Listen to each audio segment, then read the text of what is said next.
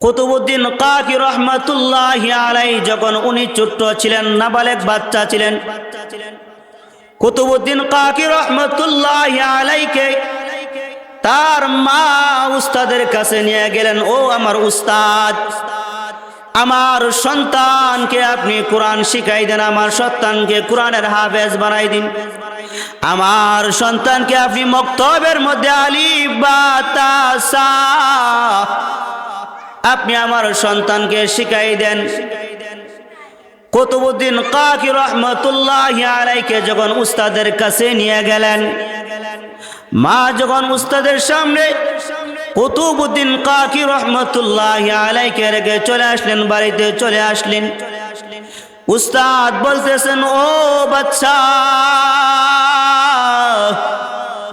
ও কুতুবউদ্দিন, তুমি পড়ো আলিফ বা তা সা জিম। কুতুবউদ্দিন নাবালেগ বাচ্চা, ছোট বাচ্চা, উনি বলেন, না গো উস্তাদজি, আলিফ বা তা সা নয়, আমাকে আপনি বলুন আলিফ লাম মিম,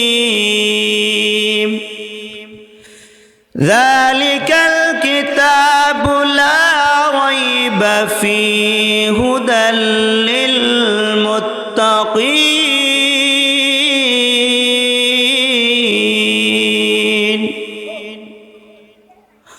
এই কথা বলার সঙ্গে সঙ্গে উনার উস্তাদ হলেন মঈনুদ্দিন চিশতি রহমাতুল্লাহি আলাইহি। মঈনুদ্দিন চিশতি রহমাতুল্লাহি আলাইহি বলেন, ও কুতুবউদ্দিন, তোমার মা কি আমার সঙ্গে মজা করার জন্য নিয়ে আসছে নাকি? তোমার মা আমাকে বলেছিল তোমাকে কোরআন শিক্ষা দেওয়ার জন্য, আলিফ বা তা শিক্ষা দেওয়ার জন্য। আমি তোমাকে বলেছিলাম আলিফ পড়ার জন্য, কিন্তু তুমি এক গসায় আলিফ লাম তা লাম দিকে নিয়ে শুধু সূরা বাকারা নয়, ছোট বালক কুতুবউদ্দিন কাকি রহমাতুল্লাহি আলাইহি এক গসায় 15 পারা মুখস্থ হিফজ উস্তাদকে শোনাই দিয়েছেন। সুবহানাল্লাহ। ছোট্ট বালক মার কাছে গেলেন, গিয়ে বলতেছেন, ও মা, আপনি বললেন আপনার সন্তানকে আলিফ বা তা শিখাইতাম, কিন্তু আপনার সন্তান তো আলিফ বা তা পড়ে নাই। আপনার সন্তান এক গসায় সূরা বাকারার আলিফ লাম থেকে নিয়ে 15 পারা মুখস্থ আমাকে শোনাই দিয়েছেন। সুবহানাল্লাহ। ও কুতুবউদ্দিন কাকির মা, বিষয়টাকে আমাকে বলুন গো, এমন বিষয় কি হতে পারে? কুতুবউদ্দিন কাকির মা বলেন, ও উস্তাদজি, আমি তো জানি না, আমি এতটুকু জানতে পারি, আমার সন্তান যখন আমার গর্ভে ধারণ করল, আমার সন্তান আমার গর্ভে আসার পর থেকে আমি কোনোদিন মিথ্যা কথার মধ্যে আমি আশ্রয় গ্রহণ করি নাই, মিথ্যা কথা বলি নাই, মানুষের কোনো আত্মসাৎ করি নাই। আমি হলাম একজন কোরআনের হাফেজা। আমার সন্তান আমার গর্ভে আসার পর থেকে আমি সব সময় কোরআন তেলাওয়াত করতাম। আমার সন্তান যখন জন্মগ্রহণ করা হলো, সন্তান জন্মগ্রহণ করার পর আমার সন্তানকে আমি সব সময় যখন দুধ পান করাইতাম, ঘরের কাম কাজ করতাম, ওই সময় আমি সব সময় কোরআন তেলাওয়াত করতাম, কোরআন তেলাওয়াতের মুগ্ধ ছিলাম। আমার মনে হয় এটা আল্লাহ তাআলার কোন কুদরত, কোরআনের মুজিজা মনে হয় আমার আল্লাহ তাআলা আমার সন্তানকে দুধের মাধ্যমে মিশ্রিত করে মনে হয় আমার সন্তানকে বুকের মধ্যে 15 পারার হাফিজ সাহেব বানাই দিয়েছেন। সুবহানাল্লাহ। তাহলে তোমার দুনিয়াতেও লাভ হবে এবং তোমার আখিরাতেও তোমার লাভ হবে। দুনিয়ার কি পরিমাণ লাভ হবে? কোরআন যদি আপনার বুকে ধারণ থাকে, আপনি মুখস্থ করতে পারেন, কোরআন শিক্ষা গ্রহণ করতে পারেন, শুধু দুনিয়া যে আপনি পাবেন তাই নয়, আল্লাহ পাক রব্বুল আলামিন আপনাকে আখিরাতের জন্য আল্লাহ তাআলা সহজ করে দিবেন। সুবহানাল্লাহ।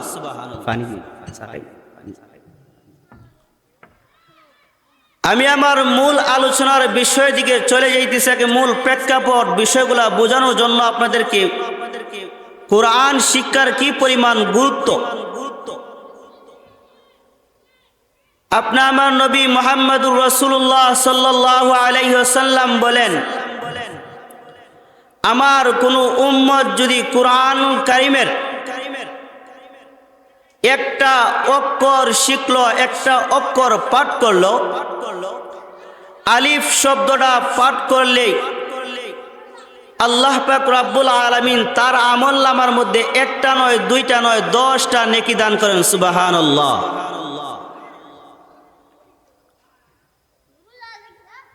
কোরআন শিক্ষার এত পরিমাণ লাভ, আপনি দুনিয়ার মধ্যে যা করে যাবেন, যাই আপনি করেন না কেন, এই সমাজ থেকে বাঁচতে হলে, আপনার ইজ্জত সম্মান বাড়তে হলে কোরআনের সাথে যার সম্পর্ক, তারই সম্পর্ক বেশি বাড়ে যায়। ঠিক না বেটি? আমার কোনো উম্মত যদি কোরআন শিক্ষা গ্রহণ করলো, ও আমার উম্মত, তুমি কোরআন শিক্ষা গ্রহণ করতে পারলে, কোরআন যদি তুমি মুখস্থ করতে পারো, কোরআন যদি তোমার বুকে ধারণ করে নিয়ে কবরে আসতে পারো,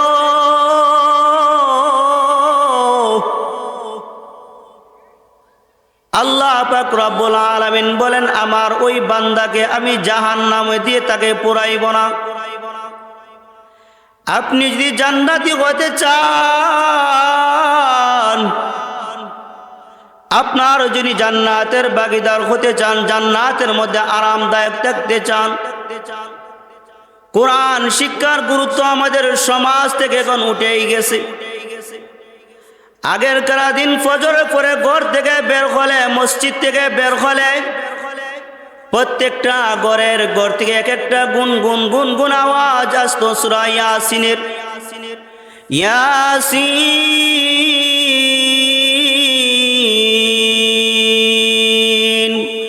ওয়াল কুরআনিল হাকীম।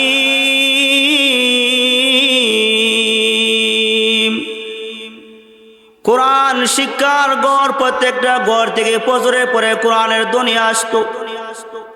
কোরআন যে ব্যক্তি পড়বে, কোরআন পড়ার কারণে শুধু তার দুনিয়ার মধ্যে শুধু যে আরাম, আপনি যদি কোরআন তেলাওয়াত যত বেশি বেশি করবেন, আপনার অন্তর মন থেকে আপনার গুনাহগুলো আস্তে আস্তে মিটে যাবে। আপনি যদি সূরা ইয়াসিন ফজরের পরে পাঠ করেন, মনোযোগ সহকারে সূরা ইয়াসিন ফজরের পরে পাঠ করলে, তেলাওয়াত করলে, আল্লাহ রাসূল সাল্লাল্লাহু আলাইহি ওয়াসাল্লাম বলেন, আমার বান্দার ফজরের পর থেকে নিয়ে মাগরিবের আগ পর্যন্ত আল্লাহ তাআলা তাকে আসমানের জমিনের যত মুসিবত আছে, যত গুনাহ আছে, সমস্ত মুসিবত থেকে আল্লাহ তাআলা তাকে উদ্ধার করবেন, মাফ করবেন। সুবহানাল্লাহ। আল্লাহ রাসূল সাল্লাল্লাহু আলাইহি ওয়াসাল্লাম বলেন, ও আমার উম্মতেরা, তোমরা আরেকটা কথা শুনো, আরেকটা আমলের কথা শুনো।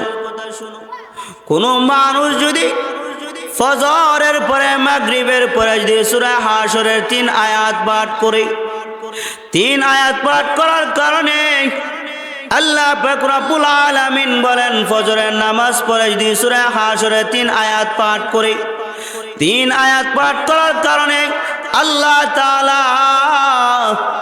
তাকে 70,000 ফেরেশতা বান্দার জন্য নিযুক্ত করে দেন।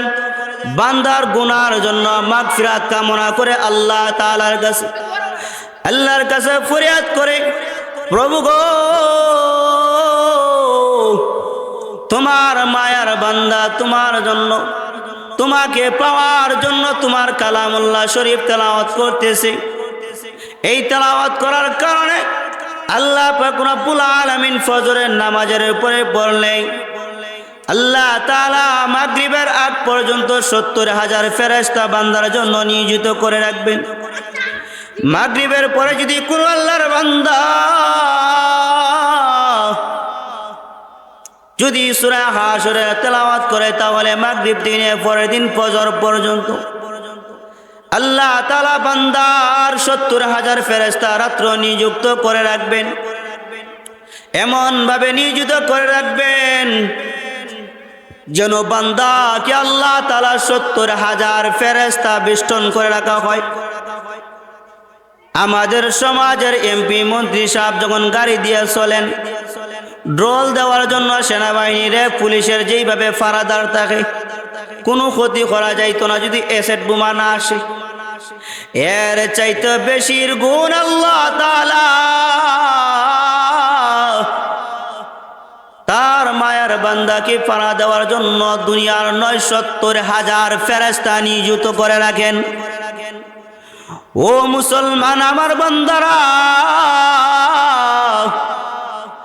আপনার সন্তানকে যদি আপনি কোরআন শিক্ষা না দেন, আপনার সন্তানকে যদি কোরআন না পড়ান, আপনার সন্তান যদি কোরআন পড়ে কবরে যাইতে পারে, যদি আপনিও কোরআন পড়ে কবরে যাইতে পারেন, আপনার কোনো আমল না থাকে, যখন আপনি কবরের মধ্যে শুয়ে থাকবেন, ফেরেশতা আসার আগে আপনার সামনে আল্লাহ তাআলা কুদরতি ভাবে একটা ফাঁকি আপনার বুকের মধ্যে বসে থাকবে। যখন তাকে ডাক দেওয়া হবে, মুর্দাকে ডাক দেওয়া হবে, মুর্দা জাগ্রত হয়ে বলবেন, ও ফাঁকি, সবাই তো আমাকে ছেড়ে চলে গেছে, আমার এত মায়ার সন্তানরা আমাকে ছেড়ে কবরে থেকে খবরে রেখে আমার মায়ার সন্তানরা, আমার আত্মীয় স্বজনরা সবাই চলে গেছে, কেউ তো এইখানের মধ্যে নাই।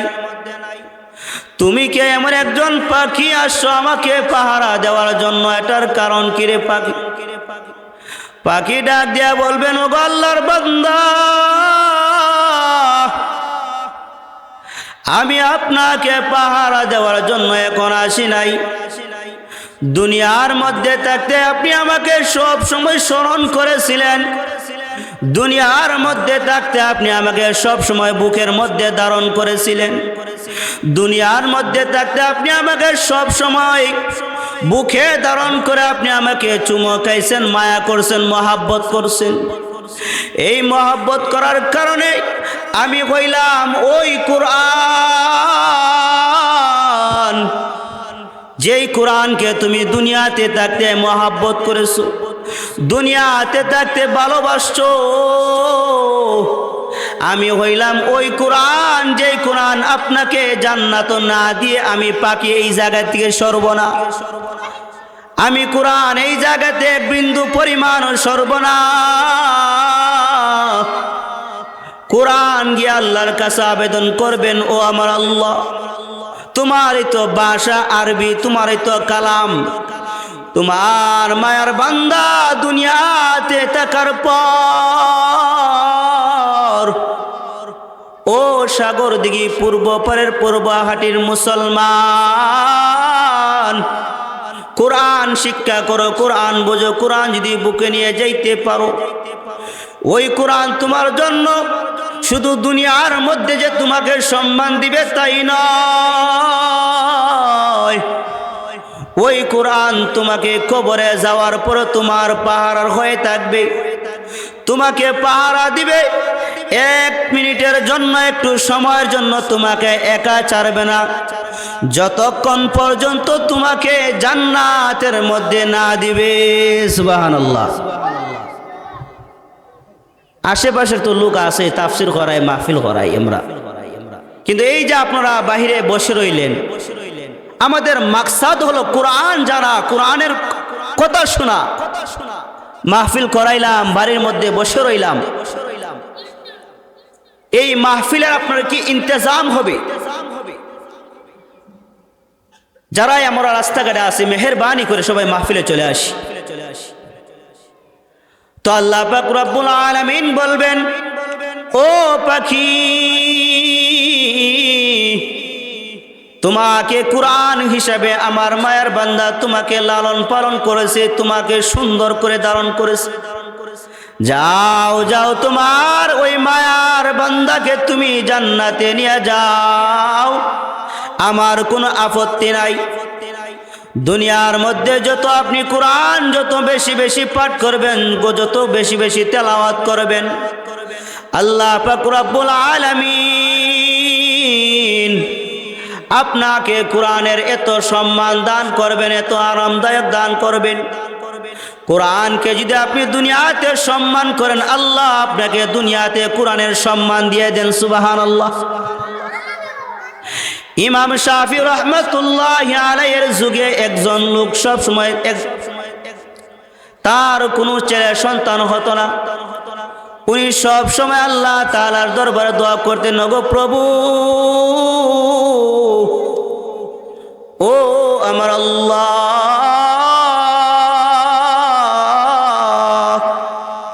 তুমি আমাকে একজন নেককার সন্তান দাও, একজন নেককার সন্তান দাও। যখন সব সময় আল্লাহ তাআলার কাছে দোয়া করতেন, আল্লাহ তাআলা কিছুদিন পরে তাকে একজন কন্যা সন্তান দান করলেন। কন্যা সন্তান দেওয়ার পর উনি খুশি এবং আত্মহারা হয়ে উনি আল্লাহর কাছে কসম কাটতেন, ওগো আমার আল্লাহ, এত বছর পর তুমি আমাকে একজন কন্যা সন্তান দান করেছো। আমার সন্তানকে বিবাহ দেওয়ার সময় আমি দু জাহানের জিনিসকে আমার মেয়ের সঙ্গে দিয়ে দেব। দু জাহানের জিনিস আমার মেয়ের সঙ্গে আমি বিবাহের সময় আমার মেয়ের সঙ্গে দেব। যখন মেয়ে দিন দিন বড় হয়ে গেল, মেয়ের যখন বয়স বেশি বৃদ্ধ হয়ে গেল, বিবাহের সময় হয়ে গেল। বিবাহের সময় হয়ে যাওয়ার পর উনি যে ওই কসম কাটলেন, আমার মেয়েকে দু জাহানের জিনিস আমার মেয়ের বিবাহের মধ্যে দেব। এখন দু জাহানের জিনিস কি হতে পারে? দুনিয়া এবং আখিরাতের জিনিস। একসঙ্গে আমার মায়ের সঙ্গে কি জিনিস দেওয়া যায়? উনি চিন্তার মধ্যে পড়ে গেলেন। মুফাসসিরে কেরামদের কাছে যাইতেছেন, উলামায়ে কেরামদের কাছে যাইতেছেন। কেউ তো বলেন, ও ভাই, আপনি যে একটা কসম কাটলেন আপনার মেয়ের সঙ্গে দুই জাহানের জিনিস দেবেন, দু জাহানের জিনিস তো কোনো কিছু হইতে পারে না।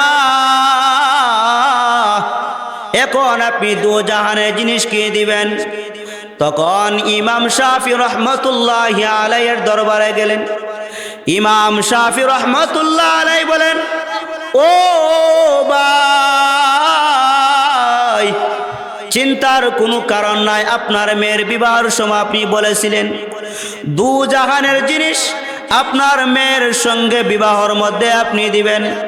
দু জাহানের জিনিস বলতে বলা হয়, আপনার মেয়েকে যদি আপনি কোরআন শিক্ষা দিয়ে দিতে পারেন, আপনার মেয়েকে যদি আপনি কোরআন মুখস্থ করাই দিতে পারেন, আপনার মেয়েকে যদি আপনি কোরআনের হাফেজা বানাই দিতে পারেন, তাহলে হাফেজা বানাই দিলে দেখা যাইব আপনার মেয়ে এই জামানার এবং কবরের জগতেরও উনি সর্দার হয়ে যাবেন। সুবহানাল্লাহ। দু জাহানের যে আপনি বলেছিলেন দুই জাহানের জিনিস দিবেন, তাহলে কোরআনটা যদি আপনি শিখাই দিতে পারেন আপনার মেয়েকে, তাহলে আপনার মেয়ে দুনিয়ার জাহান এবং আখিরাতের জাহান, দুনো জাহানের জিনিস আপনার মেয়ের সঙ্গে তার স্বামীর কাছে চলে যাবে। সুবহানাল্লাহ। এই হলো কোরআনের মর্যাদা, এই হলো কোরআনের গুরুত্ব। কোরআনের গুরুত্ব আর তাই নয়,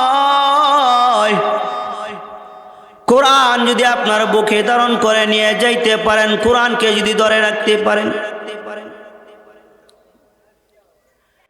কুতুবউদ্দিন কাকি রহমাতুল্লাহি আলাইহি যখন উনি ছোট্ট ছিলেন, নাবালেগ বাচ্চা ছিলেন, কুতুবউদ্দিন কাকি রহমাতুল্লাহি আলাইহিকে তার মা উস্তাদের কাছে নিয়ে গেলেন। ও আমার উস্তাদ, আমার সন্তানকে আপনি কোরআন শিখাই দেন, আমার সন্তানকে কোরআনের হাফেজ বানাই দিন, আমার সন্তানকে আপনি মক্তবের মধ্যে আলিফ বা তা সা আপনি আমার সন্তানকে শিখাই দেন। কুতুবউদ্দিন কাকি রহমতুল্লাহি আলাইহি যখন উস্তাদের কাছে নিয়ে গেলেন, মা যখন উস্তাদের সামনে কুতুবউদ্দিন কাকি রহমতুল্লাহি আলাইহি রেখে চলে আসলেন, বাড়িতে চলে আসলেন। উস্তাদ বলতেছেন, ও বাচ্চা, ও কুতুবউদ্দিন, তুমি পড়ো আলিফ বা তা সা জিম। কুতুবউদ্দিন নাবালেগ বাচ্চা, ছোট বাচ্চা, উনি বলেন, না গো উস্তাদজি, আলিফ বা তা সা নয়, আমাকে আপনি বলুন আলিফ লাম মিম, যালিকাল কিতাবু লা রাইবা ফীহি হুদাল লিল মুত্তাকিন।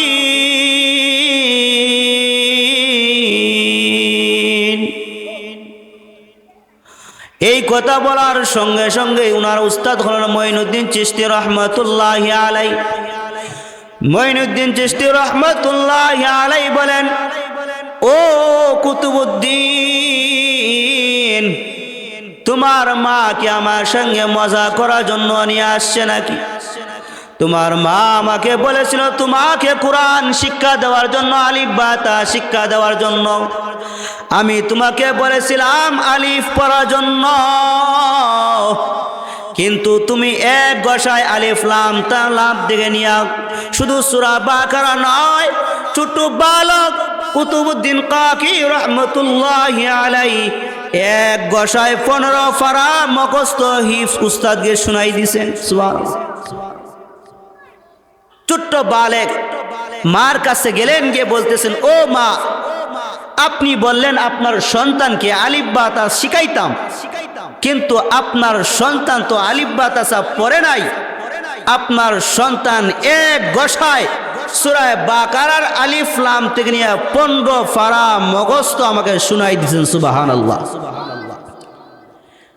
ও কুতুবউদ্দিন কাকির মা, বিষয়টাকে আমাকে বলুন গো, এমন বিষয় কি হতে পারে? কুতুবউদ্দিন কাকির মা বলেন, ও উস্তাদ জি, আমি তো জানি না, আমি এতটুকু জানতে পারি, আমার সন্তান যখন আমার গর্ভে ধারণ করলো,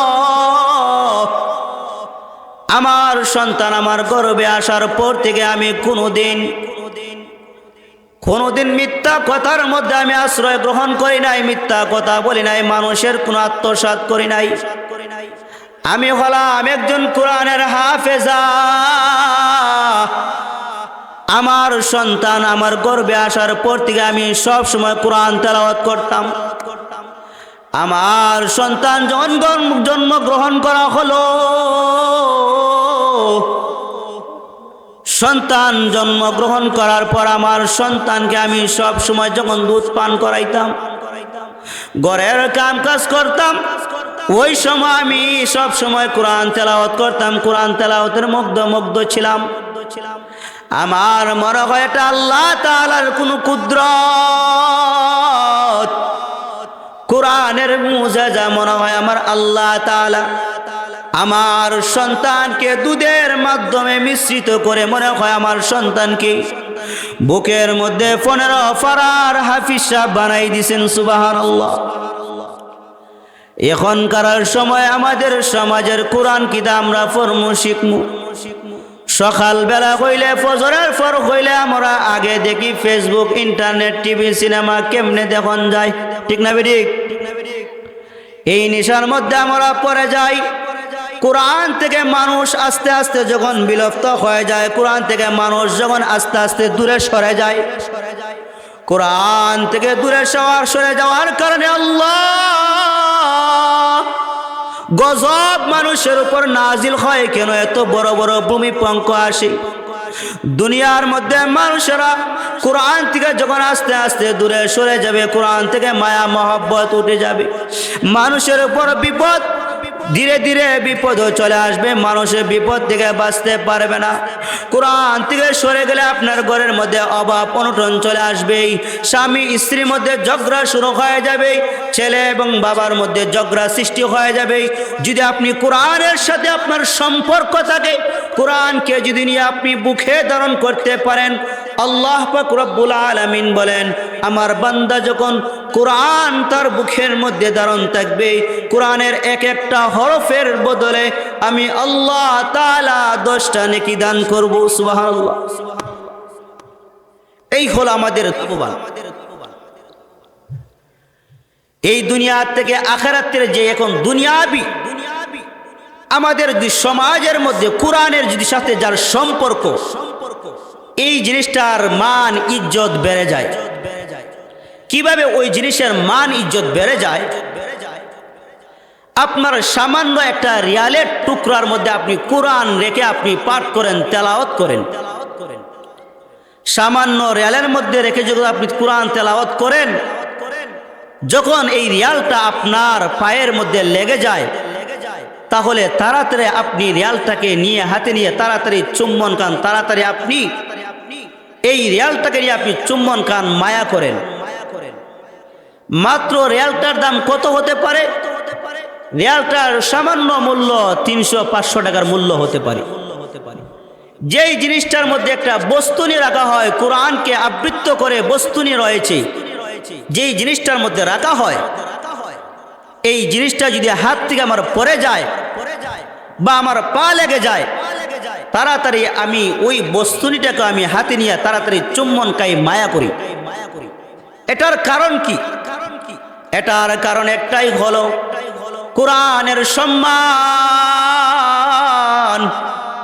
কোরআনের ইজ্জত হলো বহু গুণ বহু বড়। এই জন্য কোরআনের সাথে সম্পর্ক, কার্ডের সম্পর্ক থাকার কারণে ওই কার্ডের সম্মানটা বেড়ে যায়। বস্তুনি সামান্য 100 টাকার কাপড়ের একটা বস্তুনি, ওই বস্তুনি দ্বারা আমি কাপড় আবৃত্ত করে রাখি, কোরআনকে আমি আবৃত্ত করে রাখি। কোরআনকে আবৃত্ত করা রাখার কারণে এই বস্তুনিটা জমিনে পড়ে গেলে আমার হাত লেগে পড়ে যায়, যদি পা লেগে যায় তাড়াতাড়ি বস্তুনিটা আমি তুলে তাড়াতাড়ি চুম্বন খাই। কারণ কি? এটা কোরআনের সাথে সম্পর্ক। কোরআন হলো সম্মানের জিনিস, ইজ্জতের জিনিস। এই সম্মানের জিনিস, ইজ্জতের জিনিস থাকার কারণেই আমি তাড়াতাড়ি ওই কোরআনের হাত, কোরআনের সাথে যেই জিনিসের সম্পর্ক রয়েছে ওই জিনিসটাকে নিয়ে আমি তাড়াতাড়ি চুম্বন খাই, ইজ্জত দিই, সম্মান দিই। আমার যদি 5000 টাকার দামের যদি একটা পোশাক যদি জমিনে পড়ে যায়, তাহলে সামান্য একটা জারা দিব, জারা দিয়ে রুদ্র লাগাইয়া শুকাই আমি রেখে দিব, চুমো খাবো না। লাখ টাকার ফার্নিচার যদি আমার ভেঙেও যায় এবং লাতিও খায়, মোড়াও খায়, চুমা দিব আমরা? চুমা দিতাম না, কারণ এটা তো ইজ্জতের নাম, কোরআনের সাথে সম্পর্ক না। কোরআনের সাথে যার সম্পর্ক যেমন হবে, কোরআনের সাথে যার ইজ্জত যেমন হবে, আল্লাহ তাআলা বলেন কোরআন ওয়ালাদের ইজ্জত শুধু জমিন নয়, কোরআন ওয়ালাদের ইজ্জত আল্লাহ তাআলা 7 আসমান লৌহে মাহফুজের মধ্যে আমার ফেরেশতারা ওই সম্মানের জন্য, তার জন্য আল্লাহ তাআলার গুণগান গাইতে থাকেন। সুবহানাল্লাহ। শুধু তাই নয়, আল্লাহ পাক রব্বুল আলামিন বলেন দুনিয়ার মধ্যে কোরআনের কি পরিমাণ পাওয়ার হয়, কোরআনের কি পরিমাণ। কোরআনের যদি আপনার মনের ভিতরে, অন্তরের মধ্যে আপনি রাখতে পারেন, অন্তরের ভিতরে কোরআন রাখার কারণে আপনার ক্ষমতা, পাওয়ার অনেক বেড়ে যাবে, আপনার সম্মান অনেক বেড়ে যাবে। আরো 350 বছরের আগের একটি সামান্য একটি ইতিহাস এবং ঘটনা। সৌদি আরব থেকে জাহাজ ভরে মালদ্বীপ শহরের মধ্যে কিছু লোকেরা তাদের যাত্রা গ্রহণ করলেন। যাত্রা গ্রহণ করার পর সৌদি আরব থেকে যখন তারা মালদ্বীপ শহরের সাগর দিয়ে পারি হবেন, সাগর দিয়ে পারি হওয়ার পর মধ্যখান সাগরে যাওয়ার পর ওই যে জাহাজ ভরা লোকেরা ছিল, মালপত্র ছিল, সব কিছু একবারে এই জায়গার মধ্যে নিবিষ্ট হয়ে যায়। সাগরের মধ্যে সব কিছু ডুবে যায়। যারা যারা জাহাজ ভরা লোক ছিল, মালপত্র ছিল, কেউ আর বেঁচে থাকতে পারে নাই।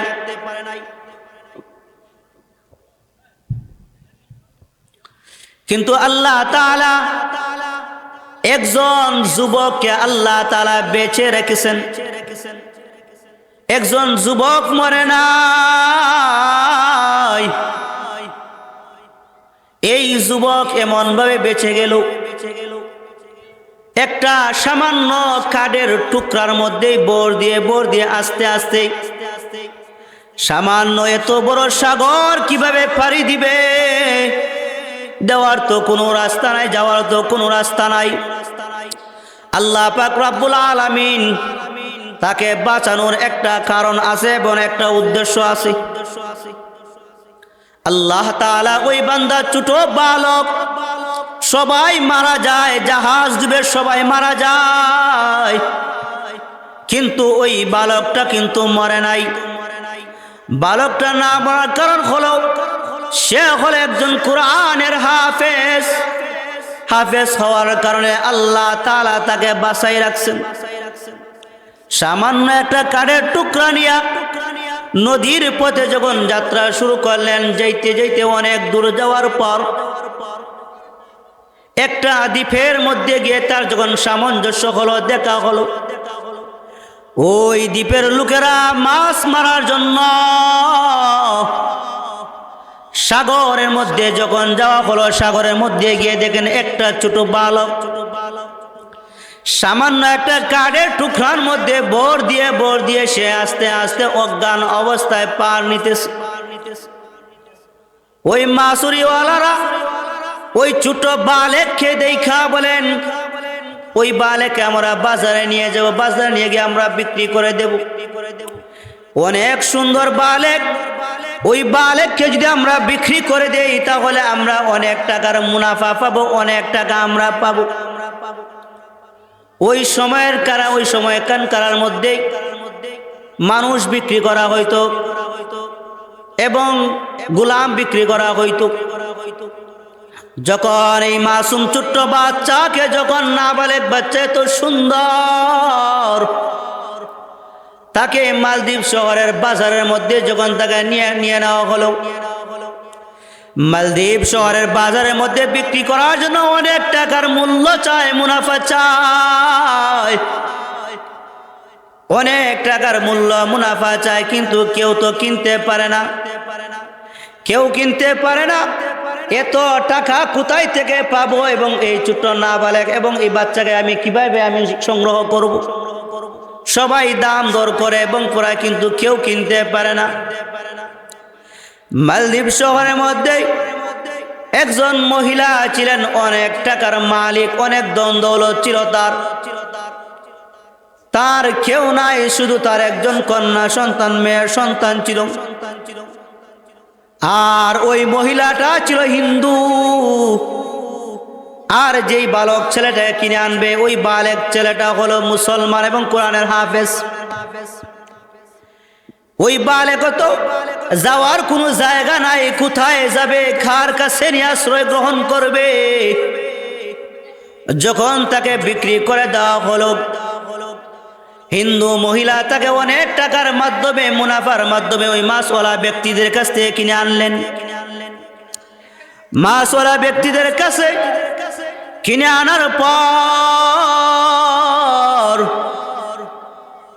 তার সঙ্গে যখন চলাফেরা শুরু হয়ে গেল, হিন্দু মহিলাকে সে আম্মা ডাকে, তার ছোট্ট একজন বোন ছিল, তাকে ভাইয়া বলে ডাকে। এইভাবে যখন কয়েকদিন চলে গেল, ধীরে ধীরে যখন চলে যায়, সময় ধীরে ধীরে অতিক্রম হচ্ছে, সময় ধীরে ধীরে অতিক্রম হচ্ছে। হঠাৎ করে ওই ছেলেটার নাম ছিল আবু বকর। ওই সন্তানটা বলতেছেন, ও আমার মা, আপনার চৌকের মধ্যে পানি কেন গো মা, আপনি কেন কাঁদতেছেন? মহিলা, হিন্দু মহিলা বলে, ও আমার বাবা, তোমার জানার কোনো প্রয়োজন নাই, জানার দরকার নাই রে বাবা। আমি অনেক বড় সমস্যার মধ্যে আছি, অনেক মুসিবতের মধ্যে আছি। ছোট্ট বালক আবু বকর বলেন, ও মা, আপনি আমার কাছে বিষয়টা খুলাসা করে আলোচনা করতে পারেন, আমাকে বলতে পারেন, দেখি আমি ওই বিষয়ের কোনো একটা সমাধান বের করতে পারি। হিন্দু মহিলা বলতেছেন, তুমি সমাধানের কোনো রাস্তা পাবে না। আবু বকর বলতেছেন, সমাধানের একটা রাস্তা পাবো, আপনি আমাকে বলেন। মহিলাকে জোর দাবি করার পর মহিলা বলতেছেন, ও সন্তান আবু বকর, আমার একজনই মাত্র সন্তান, আমার একজন মেয়ের সন্তান, আমার কোন সন্তানাদি নাই। আমি ওই চিন্তাধারা করে তোমাকে বাজার থেকে কিনে আনছি, একমাত্র কারণটা হলো যদি আমার ওই সন্তানটাকে বিয়ে দিয়ে দেই তাহলে আমার এত টাকা দন দৌলত সম্পদ কে খাইবে, খেয়ে নিবে। এই জন্য আমি তোমাকে কিনে আনছি যেন আমার একটা সন্তান ওই জিনিসগুলা, আমার জিনিসগুলা দেখাশোনা করতে পারে। আমিও যদি মারা যাই যেন তোমার বোনকে তুমি দেখাশোনা করতে পারো, যেন তার সমস্যা তুমিও সমাধান করতে পারো, এই জন্য তোমাকে কিনে আনছি। এখন আমাদের মালদ্বীপ শহরের মধ্যে পানির জন্য সাগর থেকে পানি দেওয়া হয় না। প্রতি বছর একজন মালদ্বীপ শহরের মধ্যে একজন কন্যা সন্তান নারী, সুন্দর একজন নারীকে যদি নদীর মধ্যে বলি দেওয়া হয় তাহলে পানি দেওয়া হয় প্রতি তারিখে, প্রতি মাসে, বছরে একবার একটা নির্দিষ্ট তারিখ আছে, সময় আছে। রাত 12টার পরে একজন কন্যা সন্তানকে বুক হিসাবে দেওয়া হবে, দেওয়ার পরে ওই নদী থেকে পানি আসবে। আর যদি না দেওয়া হয় তাহলে মালদ্বীপ শহরের এমন পরিমাণ হয়ে যায়, মানুষেরা সবাই একসঙ্গে মারা যায়, সব মানুষেরা পানির তলে পড়ে এমন সুত হয়ে যায়, পানির তাবুলে পরে মানুষ কেউ জীবিত থাকতে পারে না। এখন আমি কাঁদতেছি, ওই মালদ্বীপ শহরের রাজা যখন ঘোষণা করলো আমার এলাকার মধ্যে সব চাইতে সুন্দরী মেয়েদের একটা তালিকা করো, লিস্ট করো, কে আছে, এবং লিস্ট করা হলো। লিস্ট করার পর যখন টুকা পালানো হলো, তোমার ওই যে বোন, তুমি যে বোনকে বোন বলে ডাকো, তোমাকে যে ভাইয়া বলে ডাকে, তোমার ওই বোনের নাম উঠে গেছে। তোমার ওই বোনকে ওই সাগরের পাড়ের মধ্যেই হিন্দুদের একটা মূর্তির একটা জায়গা আছে, মন্দির আছে, ওই মন্দিরের মধ্যে যদি রেখে আসতে পারি, রেখে দেওয়া হবে। রেখে দেওয়ার পর ওই জায়গার মধ্যে রাত 12টার পর একটা সাগর থেকে একটা দানব আসবে, সাগর থেকে একটা জিন আসবে। জিন আসার পর সাগর থেকে দানবটা আসার পর ওই জিনিসটাকে নিয়ে যাবে, আমার সন্তানকে মেরে ফেলে দেওয়া হবে। আমার সন্তানটাকে মারার পর তারা পানি দিবে, পানির কোনো সংকট রাখবে না। যখন আবু বকর বালক কথাগুলা শুনলেন, শোনার পর বলতেছেন, ও আমার মা, আপনার কোনো চিন্তার কারণ নাই, আমার বোনকে তার নানার বাড়িতে মধ্যে পাঠাই দেন, আমি আমার বোনের জায়গার মধ্যে আমি বসে থাকব। আমার বোনের যে জামা কাপড় আছে, আমার বোনের জামা কাপড়গুলো আপনি আমাকে দিয়ে দিন, আমার বোনের যে আসবাবপত্রগুলো আছে সমস্ত আসবাবপত্রগুলো দিয়ে আমাকে আপনি বেষ্টন করে দিন। আমার বোনের বদলা আমি ওই জায়গার মধ্যে যাব, আমি ওই জায়গার মধ্যে গিয়া আমি ওই জিনিসের মোকাবেলা করব। সুবহানাল্লাহ। এই কথা বলার পর মা বলতেছেন, ও বালেক, ও আবু বকর, তোমাকে তো আদর স্নেহ মায়া মমতা করে তো আশা আকাঙ্ক্ষা নিয়ে আমি তোমাকে আনলাম, এখন যদি তুমি বলো তুমি চলে যাইবা, যদি তারা টের পায় নেই তাহলে তো তোমাকে আমরা হারাইব, তুমি কিভাবে ওই জিনিসের কাছ থেকে বেঁচে আসবে? কিন্তু সে যে কোরআনের হাফেজ, হিন্দু মহিলা আর জানে না সে যে কোরআনের হাফেজ, তার ভিতরে যে 30 পারা কোরআন আছে মহিলা জানে না। কিন্তু সে বলতেছে না, এটা কোনোভাবেই সম্ভব না। জোরাজুরি করার পর বলতেছেন, ও মা, তুমি আপনাকে একটু সময়ের জন্য আপনি আমাকে দেন। আমার দাড়িও উঠে নাই, আমার মুছও উঠে নাই, আপনি আমাকে আমার মেয়ে আমার বোনের জামা কাপড় দিন, আমি আমার বোনের জায়গার মধ্যে আমি বসে যাব, আর আমার বোনকে তার নানার বাড়ির মধ্যে পাঠাই দিন। যখন এই কথা মতে চলার পর যখন ওই দেশের রাজা প্রাসাদের কমান্ডারের লোকেরা যখন আসলো, লোকেরা আসার পর যখন দরজার মধ্যে নক করলো, নক করার পরে দেখা যায় কমান্ডারের লোকেরা রাত্রেবেলা চলে আসছে তার মেয়েকে নেওয়ার জন্য। কিন্তু মেয়েকে তো নানার বাড়িতে পাঠাই দিছেন, আর যুবক মেয়ের জায়গার মধ্যে বসা আছেন। হিন্দু মহিলা দেখেই ভয় পেয়ে বলেন রাম রাম রাম রাম রাম বলতেছেন। আর হাফেজে কোরআন বলেন, ও মা, তোমার রাম রাম রাম রাম তোমাকে বাঁচাইবে না। তোমাকে যদি বাঁচায়, আমাকে যদি বাঁচায়, একমাত্র আমার আল্লাহই পারবেন আমাকে বাঁচাইতে, আমার আল্লাহই পারবেন এই মুসিবত থেকে উদ্ধার করার জন্য। যখন এই অবস্থা করা শুরু করলো, এমন অবস্থার পরিস্থিতির মধ্যে পড়ার পর মহিলা কান্নাকাটি করতেছে। হিন্দু মহিলা ওই বালেককে নিয়ে যাওয়া হলো। বালেককে নিয়ে যাওয়ার পর যখন আশ্রমের মধ্যে মন্দিরের মধ্যে রাখা হলো, তারা তো জানা মহিলাই নিতেছে, মেয়ে নিতেছে, সুন্দর দেখছে, সুন্দর আবৃত্তি করা, মেয়েদের পোশাক পরিধান করা, মেয়ে নিতেছে এমন চিন্তা ধারণা করে যখন রওনা হয়ে গেলেন মন্দিরে আশ্রমের মধ্যে, যখন ওনাকে রাখা হলো, রাখার পর রাত যখন গড়িয়ে আসলো, রাত যখন গভীর হয়ে গেল, রাত গভীর হয়ে যাওয়ার পর উনি সূরা ইয়াসিন তেলাওয়াত করতেছেন, সূরা ইয়াসিন পাঠ করতেছেন এবং আল্লাহকে বলতেছেন, ও প্রভু, ও আমার আল্লাহ, আজ আমি পরীক্ষা করে নেব তোমার কোরআনের পাওয়ার কি পরিমাণ আছে, তোমার কোরআনের পাওয়ার কি পরিমাণ আছে, তোমার কোরআন পড়লে কি পরিমাণ শক্তি আছে। আজকে আমি ওই জিন জাতির সাথে, ওই দানবের সাথে আমি যুদ্ধ করব, ওই দানবের সঙ্গে আমি যুদ্ধ ঘোষণা গ্রহণ করলাম। যদি তোমার কোরআনের শক্তি থাকে, তাহলে আমার ফুকে তুমি বুলেট বোমার মতন দিয়ে ওই জিনকে তুমি ওই সাগরের মধ্যে তুমি দাবিত করে দাও। ছোট্ট মাসুম বাচ্চা, নাবালেক বাচ্চা মন্দিরে বৈশা কোরআন তেলাওয়াত করতেছেন। হঠাৎ দেখা যায় রাত্রি যখন গভীর হয়ে গেল, গভীর হওয়ার পর দেখা যায় সাগরের মধ্যখান থেকে অনেক একটা বিকৃত একটা আওয়াজ নিয়ে অনেক বড় একটা দানব হা করে মন্দিরের দিকে আসতেছে।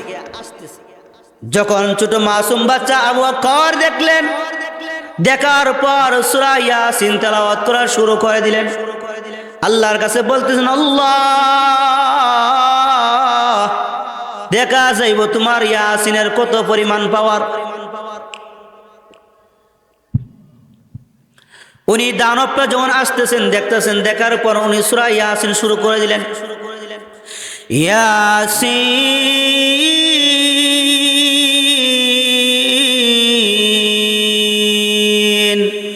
ওয়াল কুরআনিল হাকীম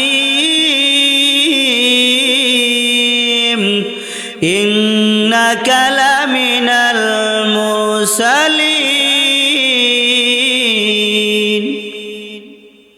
যখন সূরা ইয়াসিন পাঠ করা শুরু হয়ে গেল, সূরা ইয়াসিনের আওয়াজের ধ্বনি, সূরা ইয়াসিন পাঠ করতেছেন আর পাঠ করে পরে এক একটা ফু দিতেছেন। এক একটা ফু দেওয়ার পর দেখা যায় ফুর সঙ্গে শুধু ফু এমন যায় তা নয়, আল্লাহ তাআলা এমন একটা বুলেট বোমা আগুনের তৈরি করে দিছেন। ওই বুলেট বোমাটা গিয়ে ওই দানবের মুখের মধ্যে পড়লো। দ্বিতীয় যখন ফু দিলেন, দ্বিতীয় ফুটা তার বুকের মধ্যে পড়লো। তৃতীয় নাম্বার সূরা ইয়াসিন পাঠ করে যখন 3 নাম্বার ফু দিলেন, তার দানবের সমস্ত আকার আকৃতি পুরো জায়গার মধ্যেই, ওই নদীর মধ্যেই, সাগরের মধ্যেই, জায়গার মধ্যে ডুবে যায়। এই হলো কোরআন যদি পড়েন কোরআনের সাথে সম্পর্ক থাকবে, দুনিয়ার মধ্যে আপনার পাওয়ার, দুনিয়ার মধ্যে আপনার শক্তি ক্ষমতা বেড়ে যাবে। ঠিক না বেটি? অনেক কেন দেখবেন অনেক জায়গায় আমরা যাই, অনেক বড় বড় শায়েখের দ্বারে, ফির সাহেবের দ্বারে যাই না, হুজুর পানি ফরা দিন, তেল ফরা দিন, যে উদ্দেশ্য আনি পানি ফরা তেল ফরা, ফির সাহেব হুজুর ব্যবস্থা আনি পানি ফরা খাই, তেল ফরা শরীরে ব্যবহার করি, কমে যায় না? কমে যায়।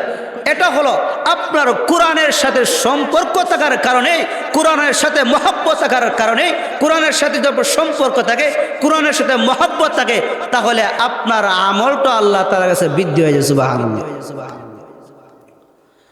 যখন সকাল বেলা হয়ে গেল, সকাল বেলা হওয়ার পর কমান্ডার তারা আসলো লাশ নেওয়ার জন্য। রাত্রে বেলায় তো ওই সাগর থেকে একটা দানব এসে মেয়েটাকে মেরে গেছে, তার মেয়েটাকে দর্শন করেছে, মেয়েটার সমস্ত রক্ত চুষে খাইছে। তাহলে যায় মেয়ের লাশটা এখন মায়ের কাছে দিয়ে আসি। তারা হাসি ঠাট্টা আনন্দ ফুর্তি নিয়ে যখন মন্দিরের কাছে আসলেন, আসার পর দেখতেছেন মন্দিরের মধ্যে কোনো মেয়ে নাই। মন্দিরের মধ্যে সুন্দর টকবকে একজন সুন্দর যুবক আল্লাহর কালাম তেলাওয়াত করতেছেন, সূরা রহমান পাঠ করতেছেন। আর রহমান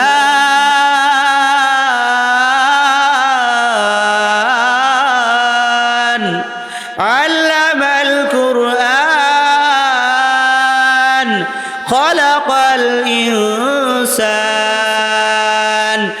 আল্লামাহুল বায়ান। এই তেলাওয়াত যখন করা শুরু হয়ে গেল, আরম্ভ হয়ে গেল, কমান্ডারের লোকেরা আসছেন, বলতেছেন, হো যুবক, তুমি কি এই জায়গার মধ্যে কি করো? এই জায়গার মধ্যে আমরা রাত্রেবেলায় একজন কন্যা সন্তান যুবতী নারীকে এনে রেখে গেলাম। যুবক বলতেছেন, ওরে বেকুফের দল, রাত্রেবেলা কোনো মেয়ে লোককে আনো নাই, রাত্রেবেলা আমাকে আনছো। রাত্রেবেলা আমাকে আনার পর তোমরা ওই জায়গার মধ্যে আমাকে তোমরা রেখে গিয়েছো, আমাকে তোমরা রেখে গিয়েছো, কিন্তু তোমরা টের পাও নাই। কিন্তু তারা বলতেছেন, মানলাম আপনাকে, তোমাকে রেখে গেলাম, তাহলে তুমি যে মরলে না, কারণ কি? কারণটা কি? ওই জায়গার মধ্যে একটা দ্বীপ থেকে অনেক বড় দানব আসার কথা, দানব কেন আসে নাই? তোমাকে স্পর্শ করে নাই। যুবক ডাক দিয়ে বলতেছেন, ও কমান্ডারের লোকেরা, ও সেনাবাহিনীর দলের লোকেরা, তোমরা শুনে রাখো, ওই জিনিস আমার কাছে আশ্রয় গ্রহণ করতে পারে নাই, ওই জিনিসটা আমার কাছে আসতে পারে নাই। যখন সে সাগর থেকে উত্তাপ নিয়ে যখন আমার মুখোমুখি হলো, আমি হলাম আল্লাহ তাআলার মহান আল্লাহর 30 পারা কোরআনের হাফেজ হলাম আমি। আমার আল্লাহর কোরআন আমার বুকের মধ্যে ধারণ করা হয়েছে। আমি যখন কোরআন থেকে তেলাওয়াত করে ফু দিলাম, দেওয়ার সঙ্গে সঙ্গে দানবটা জায়গার মধ্যে নিঃশেষ, একবারে জায়গার মধ্যেই পানির মধ্যে সে চলে গেল, আর উঠবে না, এই বছরের মধ্যে আসবে না। তখন তারা ওই মানুষটাকে নিয়ে, আবু বকরকে নিয়ে যখন তাদের সর্দারের কাছে গেলেন, তাদের মহা সর্দারের কাছে নিয়ে গেলেন, দেশের সর্দারের কাছে গিয়ে বলতেছেন, ও জাহাপানা, ওই যুবক কি বলেন আপনি শুনেন। এই যুবক বলতেছেন, নাকি ওই দানবের সঙ্গে তার রাত্রেবেলায় মোকাবেলা হয়েছে, রাত্রেবেলায় নাকি ওই দানবের সঙ্গে মোকাবেলা করে, নাকি আল্লাহর কি কালাম বলতেছেন, কোরআন থেকে নাকি তেলাওয়াত করে, কোরআন থেকে ফু দিয়ে নাকি দানবকে জায়গার মধ্যে একবারে নিঃশ্বাস করে দিয়েছে। দেশের সরকার বলতেছেন, হে বালক, যদি কথা সত্য হয়ে থাকে তাহলে তো আগামী বছরও হবে। যদি তুমি আগামী বছরে ওই জিনিসটা তুমি দমন করতে পারো, তোমার মন্ত্র দ্বারা, তোমার কোরআনের বাণী দ্বারা যদি তুমি তুই জিনিসটাকে সামলাইতে পারো, তাহলে আমি ওয়াদা করলাম, আমার গোত্রের, আমার দেশের যত মানুষ আছে সবাইকে আমি মুসলমান হয়ে যাব। সুবহানাল্লাহ। আবু বকর বলতেছেন, হ্যাঁ ঠিক আছে, এতে কোনো সমস্যা নাই। পরের বছর যখন আসলো, আবার ওই যুবককে রাখা হলো। দেশের সম্পূর্ণ ডুল দেওয়া হলো আজকে রাত্রে সাগর থেকে দানব উঠবে, যুবককে খাইবে, সবাই দেখার জন্য যাইব। আর ওই যুবক নাকি কিভাবে ওই মানবের সাথে দানবের সঙ্গে যুদ্ধ করে, এটা আমরা সবাই দেখব। যদি সত্যই এই যুবকের মাধ্যমে যদি ওই দানবকে নিয়ন্ত্রণ করা যায়, আমরা সবাই মুসলমান হয়ে যাব। আমরা দূর থেকে জিনিসগুলা দেখবো, আজকে রাতের দৃশ্যগুলা দেখবো, কেউ ঘুমাইব না। যখন সবাইকে জানানো হলো, জানানোর পর সবাই রাত্রেবেলায় পরের বছর আসার পর এই তারিখে আবার দেখা যাইতেছে ওই দানবটা আবার খারাপ বিকৃত আওয়াজ নিয়ে আবার দাঁড়াইতেছে, সবাইকে খাইবে, মারবে। এই যুবক আল্লাহ তাআলার কাছে সাহায্য চাইল। ও আল্লাহ,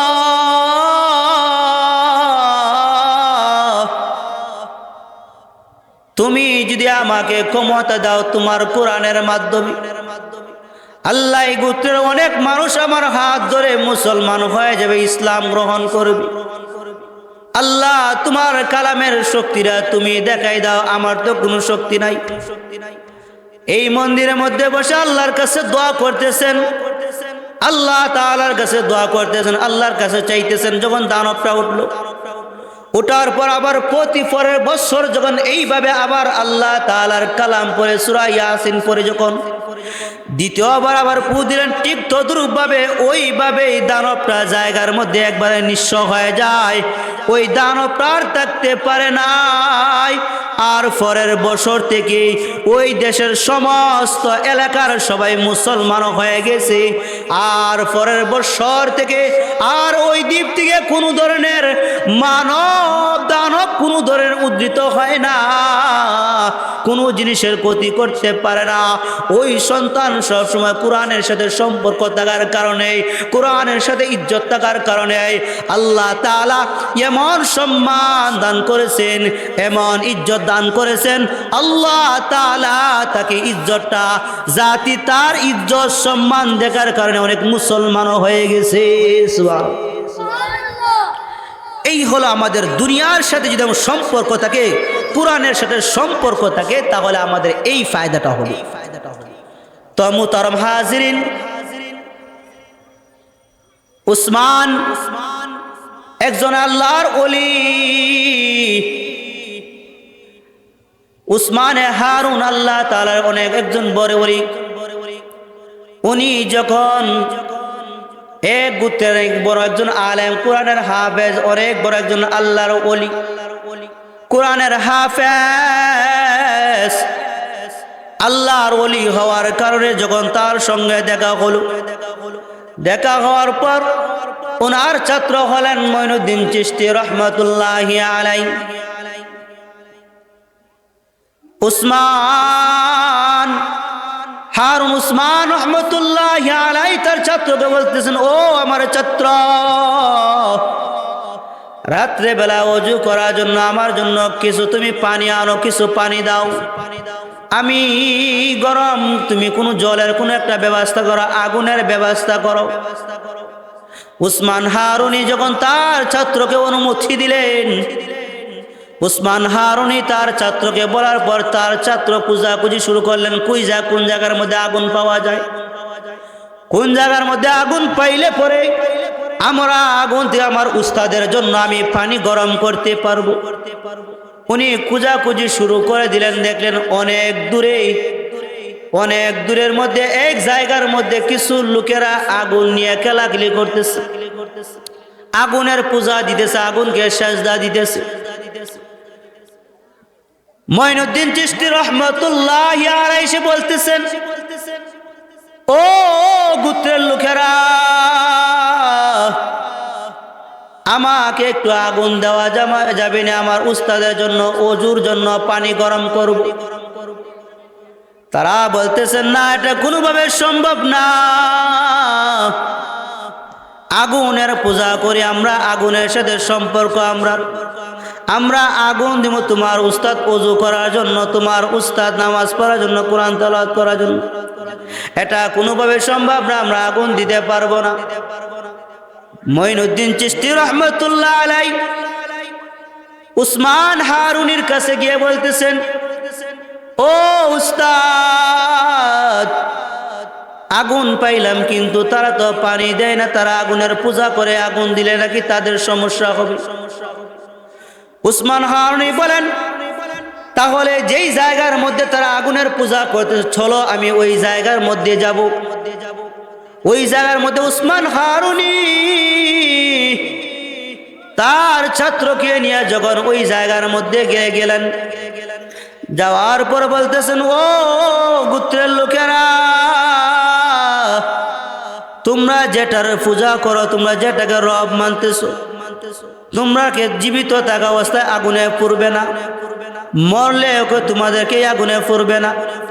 তারা বলেন, না না, পারবে না, মরলে স্পর্শ করবে না, মরলে যদি স্পর্শ তোমাদেরকে না করে তাহলে তোমরা জীবিত থাকতে এই হাতের একটু সময় আঙ্গুলটা আগুনের মধ্যে দিয়ে দাও, দেখো তো কি পরিমাণ তোমাদেরকে স্পর্শ করা হয়।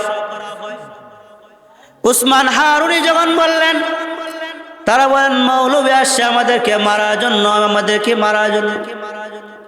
উসমান হারুনি বলেন, না না, ওই আগুন সবাইকে পুরায় না, ওই আগুন সবাইকে পুরায় না। উনি আল্লাহু আকবার বলে যারা যারা আগুনের পূজা করতেছে, যারা যারা আগুনের সাথে সম্পর্ক, ওদের একজন ছোট্ট বাচ্চাকে নিয়ে, ছোট্ট একজন বাচ্চাকে কুলে করে নিয়ে আগুনের মধ্যে আল্লাহু আকবার বলে ঝাঁপ দিয়ে পড়ে গেলেন। সুবহানাল্লাহ। আল্লাহু আকবার বলে ঝাঁপ দিয়ে যখন পড়ে গেলেন উসমান হারুনি,